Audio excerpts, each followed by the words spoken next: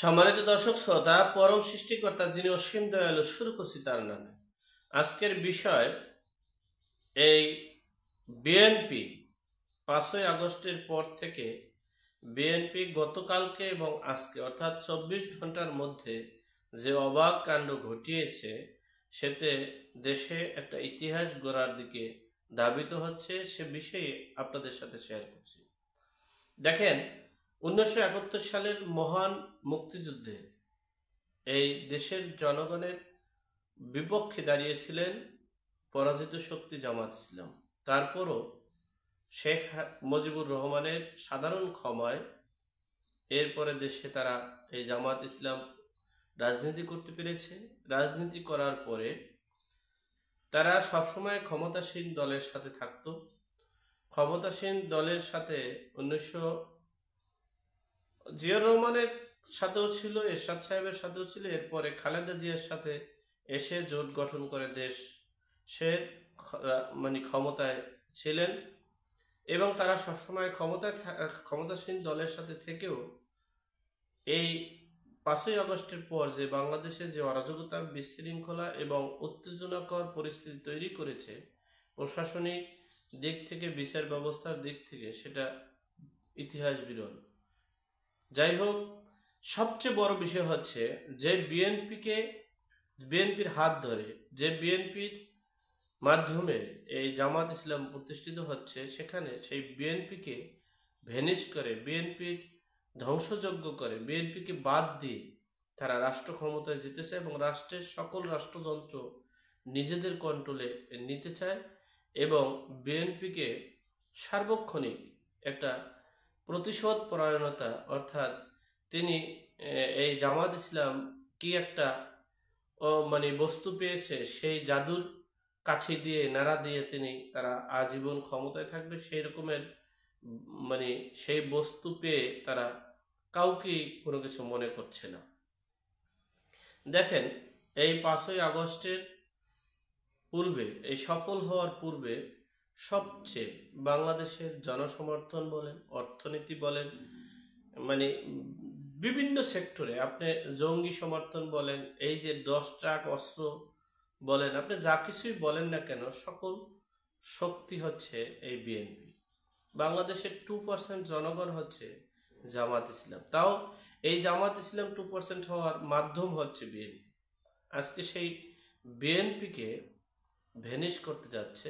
আজকে সেই বিএনপিকে এ দেশের রাজনীতি থেকে চিরতরে মুছে ফেলার জন্য যে চক্রান্ত, যে সিস্টেম, যে পদ্ধতি চালু করতে চাচ্ছে, সে বিষয়ে তারা যথারীতি একটা আতঙ্কিত হয়ে ফেলছে। তারা সবসময় একটি কি বলবো, যাই হোক, সর্বোপরি কথা হচ্ছে এই জামাত শিবির হেফাজত তারা চাচ্ছে, অর্থাৎ তারা চাচ্ছে আওয়ামী লীগ 20 বছর ক্ষমতায় ছিল, এরপরে বিএনপি 15 বছর ক্ষমতায় ছিল, আমরা আবার 15 বছর চালাবো।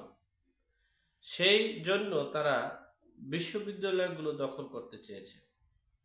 দখল করে, কিন্তু বিএনপি তো একটা রাজনৈতিক দল, যেহেতু আওয়ামী লীগ বাংলাদেশে নেই, আওয়ামী লীগের নেতৃত্ব এখন বাংলাদেশে নেই, সেক্ষেত্রে বিএনপি এখন নেতৃত্ব, সেই বিএনপি কোনো কলেজ, বিশ্ববিদ্যালয় সহ কোনো জায়গায় ভালো কিছু করতে পারছে না।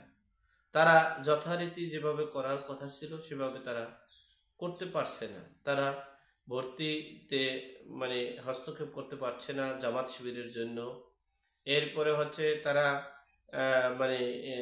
সিট বাণিজ্য করতে পারছে না, অর্থাৎ সিট বরাদ্দ দিতে পারছে না তাদের তাদের তো একটা বিশাল রাজনৈতিক দল, তাদের তো একটা ছাত্র সমাজ আছে, তারা তো একটা অগ্রাধিকার পাবে, সেই অগ্রাধিকার তাদেরকে দিচ্ছে না। এমনকি বিএনপির মিটিং মিছিল, ছাত্র দলের মিটিং মিছিল সেভাবে করতে দিচ্ছে না বিশ্ববিদ্যালয়গুলোতে।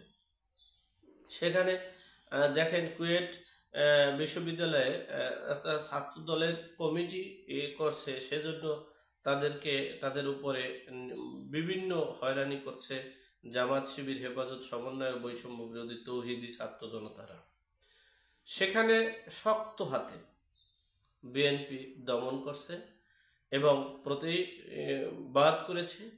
সেই প্রতিবাদে তারা সারা বাংলাদেশে এখন মিছিলে ভরপুর। জামাত শিবির রাজাকার, এই মুহূর্তে বাংলা ছাড়। জামাত শিবির রাজাকার, এই মুহূর্তে বাংলা ছাড়। এই যে স্লোগানটা, আমরা এই স্লোগান কিন্তু কখনো আশা করিনি। 5ই আগস্টের পর আমরা এই আওয়ামী লীগের ট্যাগ দিয়ে, হ্যাঁ, ছাত্রলীগের ট্যাগ দিয়ে, জামাত শিবিরের ট্যাগ দিয়ে এই দেশের নৈরাজ্য চেয়েছিলাম না। কিন্তু দুর্ভাগ্যবশত দেশটাকে একটা বিশৃঙ্খলার দিকে নিয়ে দেশের ভাবমূর্তি নষ্ট, প্লাস সবাই চাচ্ছে এই দেশটাকে লুটপাট করে, দখলবাজি করে, নৈরাজ্য করে চলে যাচ্ছে। যাই হোক, সেখানে বিএনপি অনেক সময় পর, অর্থাৎ 6 মাস পর একটু কিছু বোধগম্য হয়েছে তাদের, যে না, এই রুখে দাঁড়াতে হবে এই অপশক্তির বিরুদ্ধে। যে অপশক্তি দেশের স্বাধীনতার চেতনা বিশ্বাস করে না, 1971-কে বিশ্বাস করে না, যারা মুক্তিযোদ্ধাকে বিশ্বাস করে না, যারা ইসলামকে বিকৃত করে, ইসলামকে ব্যবহার করে, তারা এই দেশের একটা রাজনৈতিক দল বিএনপি অর্থাৎ বাংলাদেশ ন্যাশনাল পার্টিকে ভ্যানিশ করার যে পায়তারা করছে, সেটা তারা একটু বুঝতে পেরেছে। তারা 2007 সাল থেকে এই 24 সাল পর্যন্ত যে তারা ক্ষমতার বাহিরে, এবং তাদের রাজনীতির শেষ যেটা হয়েছে সেটা কিন্তু ডক্টর মোহাম্মদ ইউনূসের হাত ধরেই হয়েছে। আর বাকিটা এখন হবে সেটা পূর্বেই আমরা বলেছি।